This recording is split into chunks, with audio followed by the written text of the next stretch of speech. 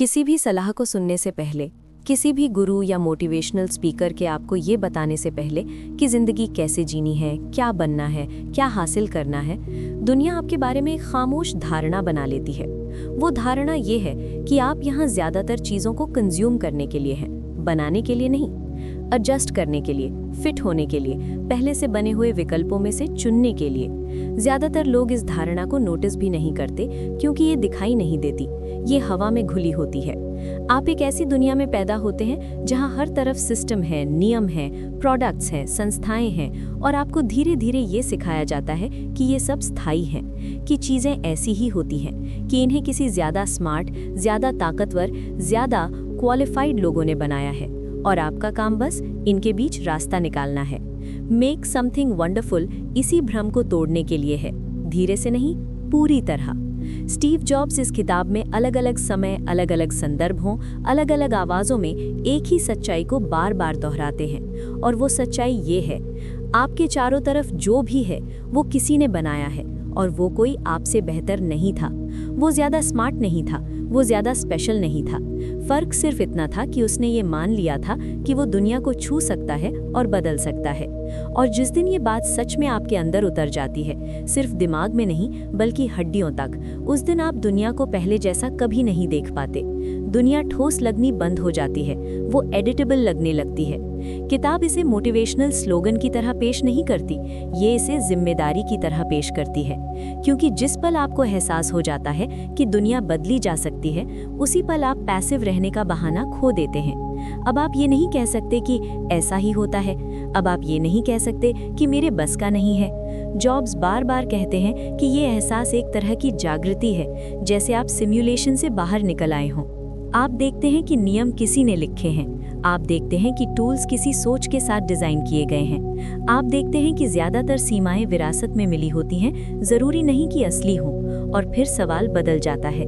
अब सवाल ये नहीं रहता कि मैं अपनी ज़िंदगी में क्या करूं, सवाल ये बन जाता है कि मैं किस चीज़ को बदलने की जिम्मेदारी लेने को तैयार हूं।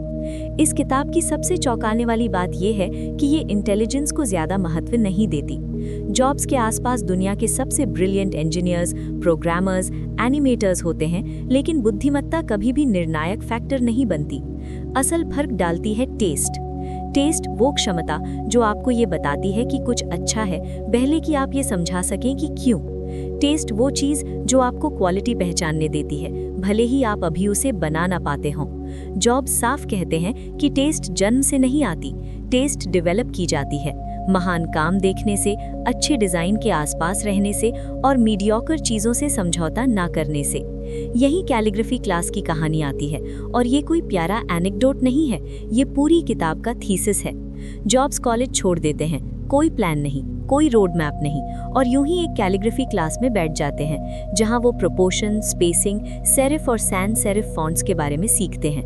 उस समय इसका कोई प्रैक्टिकल उपयोग नहीं था, ये करियर को आगे नहीं बढ़ाता था, बस सुंदर था। सालों बाद जब मैकिन्टॉश बन रहा होता है, वही सुंदरता वापस आती है, स्पेसिफिकेशन की तरह नहीं, फीचर रिक्वेस्ट की तरह नहीं, टेस्ट की तरह।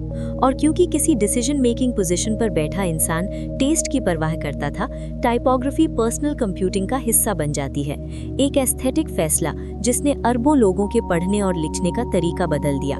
यहाँ किताब एक बहुत अनकंफर्टेबल सच्चाई रखती है।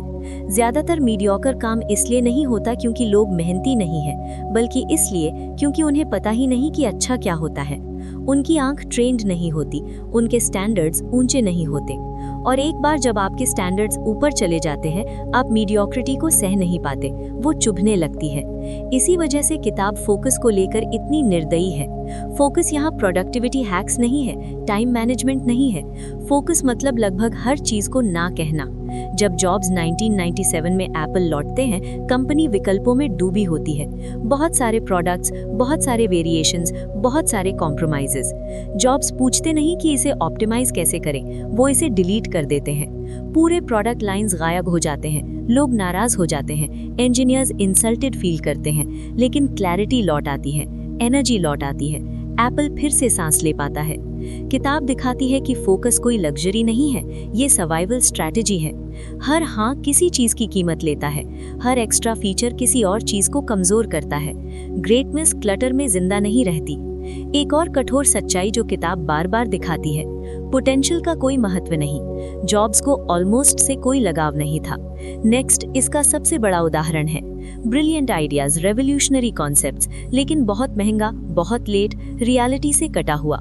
पिक्सार ने जीत इसलिए नहीं पाई कि उनके आइडियाज बेहतर थे, बल्कि इसलिए क्योंकि उन्होंने फिल्म्स शिप की, अधूरी नहीं, परफेक्ट नहीं, लेकिन पूरी। दुनिया इंटेंशन को रिवॉर्ड नहीं करती, दुनिया फिनिश्ड चीजों को रिवॉर्ड करती है। क्वालिटी जॉब्स के लिए सिर्फ क्राफ्ट्समैनशिप नहीं थी, सेल्फ रिस्पेक्ट थी। किताब में कई किस्से हैं कि वो मशीनों के अंदरूनी हिस्सों तक पर ऑब्सेस करते थे, ऐसे हिस्से जिन्हें कोई कस्टमर कभी नहीं देखेगा। उनका तर्क सरल था, अगर आप खुद का सम्मान करते हैं तो आप अंदर कचरा नहीं डालते। क्रिएटिविटी को किताब रहस्य नहीं बनाती, ये इसे कनेक्शन बनाती है। Technology, art, music, zen, storytelling. Jobs की जिंदगी डॉट्स का जाल था और ओरिजिनलिटी उन डॉट्स को जोड़ने से आई। अगर आपकी जिंदगी संकरी है, आपके आइडियाज भी संकरे होंगे। जॉब्स ने जिज्ञासा के लिए अनुमति नहीं मांगी, उन्होंने उसे फॉलो किया। किताब ये भी नहीं छिपाती कि गहराई से केयर करने की कीमत होती है। जॉब्स मुश्किल थे, डिमांडिंग थे, कई बार अनबेरेबल थे, लेकिन इनडिफरेंस ने कभी कुछ महान नहीं बनाया। एक और महत्वपूर्ण बात, जॉब्स ने पहले खुद को नहीं खोजा, उन्होंने पहले चीजें बनाई। Apple 1, Apple 2, Mac, NeXT, Pixar, Apple की वापसी। उनकी पहचान एक्शन से निकली, सोच से नहीं।